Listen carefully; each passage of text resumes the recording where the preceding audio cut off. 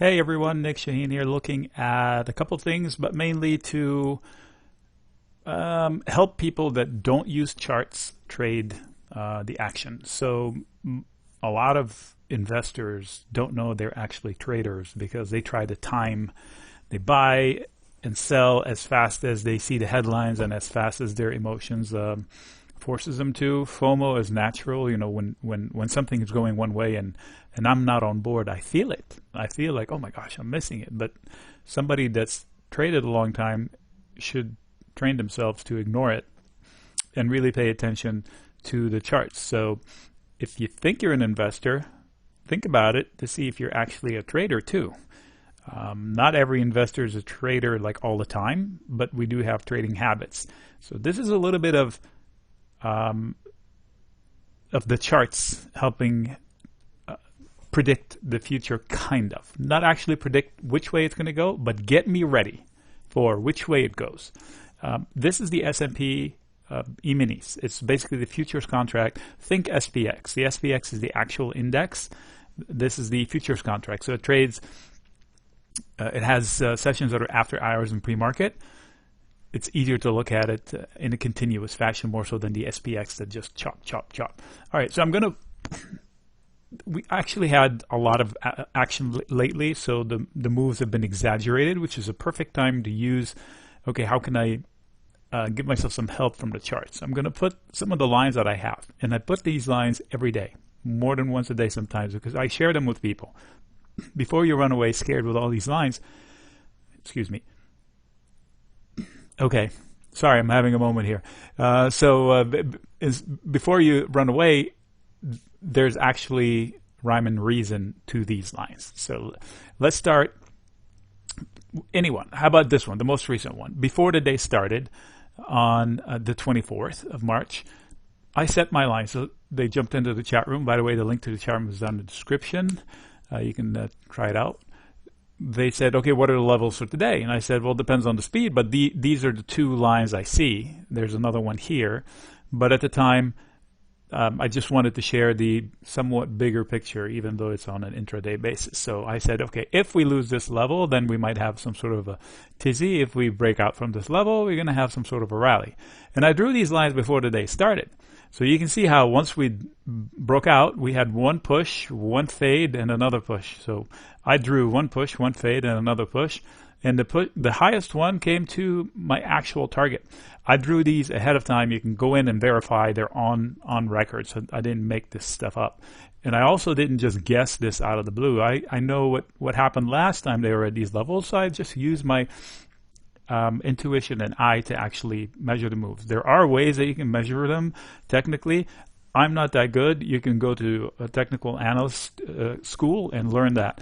I don't think it's necessary. I taught myself this stuff all by myself. So you do it. You can do it too. So I know that this point in time is important. So it's going to come into play. It was a huge ledge. They came back and major fail. They came back, and that was where I put my first leg. So I didn't blindly pick it. Also, it was a line from before. So ahead of the days, before the day even started, I knew what I needed to do. I'm not going to chase up here. I would chase above here. And I'm not going to short here unless they lose the level. So this tells me what not to do. And it stops the mistakes. And it tells me when I can start chasing. So if I get confirmation of the breakout, then I can trade it up, and then I know where to get out. I know as soon as it exceeded this, everything above here was gravy. So I'm okay leaving it here and leaving some on the table. So this is the ES, and it happens all the time. It's not like one-time fluke. So I'm going to switch actually to the SPY because this is what most everybody's used to looking at. I'm going to take out the drawings. So this is the SPY. If I'm looking at it, it looks like it's just a bunch of noise. Oh my God, look, crazy. Like that day right here, whatever happened here. This ledge, where did this come from? Kind of a deal. So this ledge, where did this come from? But if I had prepared myself ahead of time, then I'd known. Like this ledge right here came from these three knocks. I shared all day, every day, okay, we're testing this level one too many times. One of these are going to fall, and if the board breaks, we're going to go to here, right? But conversely, we were having lower highs, and if we break out, we might have some sort of a rally. So we started the rally and then faded, came back to the neckline, and then lost it.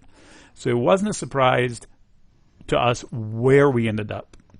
So we knew that one of two situations was going to happen, and the breakdown happened, and I knew where it was going to stop. And look how long it lasted inside that zone. And then this spike didn't coincidentally go to a random number. Look left. It came to exactly where it fell from. So prior history, charts remember stuff. Machines are trading. So like this level right here is not a coincidence.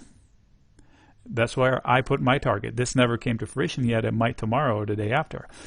So again, here, like the 2 days ago, I know that it was tight. They were testing the upper limits. They were testing the lower limits, ping pong, and then finally the lower limits gave way. I thought it was fall. They would try to rally, and then it would fall again. So they fell. They tried to rally a little bit, and then they fell miserably. It put us into this range coming into today, which I just talked about in the E-minis. Similar situation. I knew we were tight. We were going to rally above it or break below it. Luckily, we rallied above it.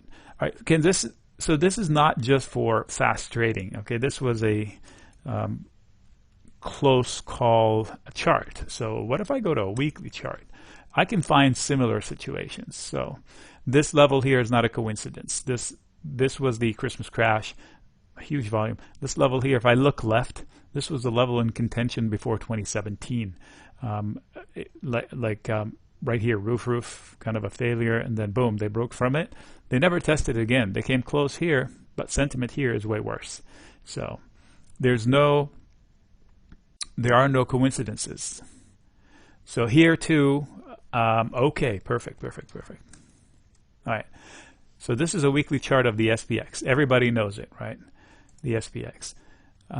Somewhere around here, I shared with the friends and whoever gets my newsletter that I hope we had a little bounce. I said, I literally said, I hope we're not tracing out a right-hand shoulder, because if we are, then we have a bad situation to come.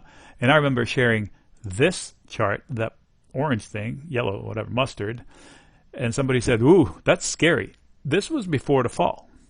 So I said, because if this breaks, we were going to here and possibly lower. So they said, ooh, scary. Well, look at that. We not only went to here, we overshot. So I didn't predict it. I knew that if we had lost this level, we're in trouble. So I know how to position myself. So I was ready for it. So I wasn't totally surprised. Maybe I missed a few ticks down, but I knew that the scenario was unfolding, that this was a very, very, there was a high chance.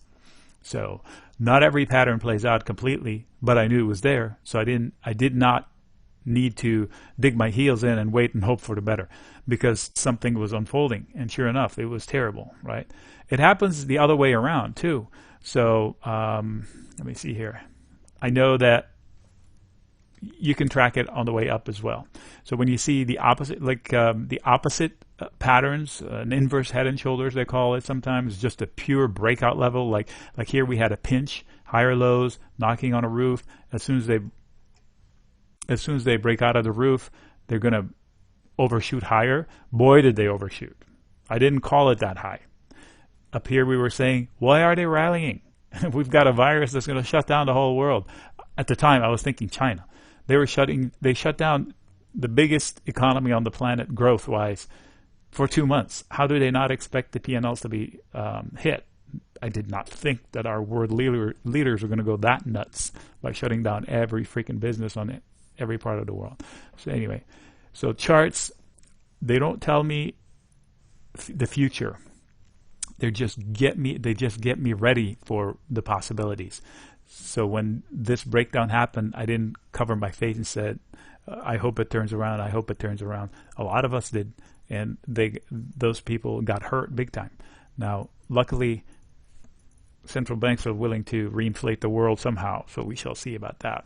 It all starts tomorrow with our first jobless claim. Anyway, little reason, I guess, to look into charting, and if this is too much, then you can solicit the help of somebody that can share this information.